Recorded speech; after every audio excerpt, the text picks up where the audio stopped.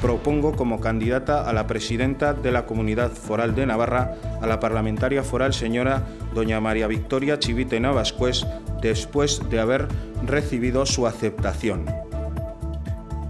Este próximo jueves y viernes María Chivite se someterá a la investidura para ser presidenta de Navarra. Es la fecha marcada por el presidente del Parlamento tras la ronda de contactos con los grupos políticos celebrada hoy. Y de momento Chivite cuenta con 21 votos favorables de 50, 11 de su partido, 9 de Geroa Bai y el de Izquierda Esquerra. Podemos y EH Bildu someten la decisión a sus bases entre hoy y mañana.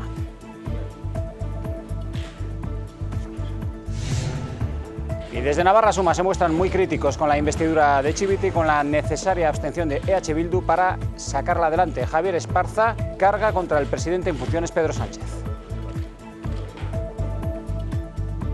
Podían haber pactado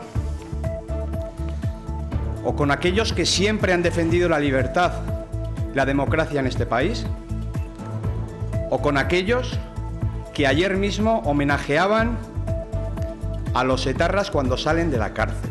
El presidente del Gobierno en funciones y el Partido Socialista Obrero Español ha cruzado la línea de la indignidad.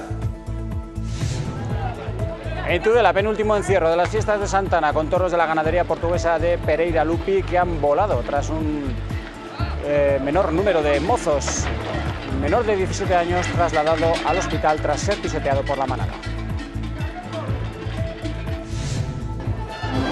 Tudela afronta hoy su penúltimo día de unas fiestas que no paran ni de día ni de noche. Esto es La Revoltosa. De madrugada el kiosco de la Plaza de los Fueros se llena de gente para el baile más revoltoso.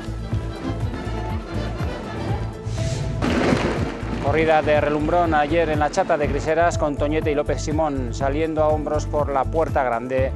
Junto a un inspirado finito de Córdoba se cerró una tarde para enmarcar. Y esta que ven es una imagen propia de una localidad como Lárraga que celebró el Día de la Vaca Brava así, con la transhumancia de ganado del campo a la localidad. Un espectáculo único. Y Osasuna que en su tercer amistoso de la temporada salió derrotado en Olvega por 3-1 frente al Numancia.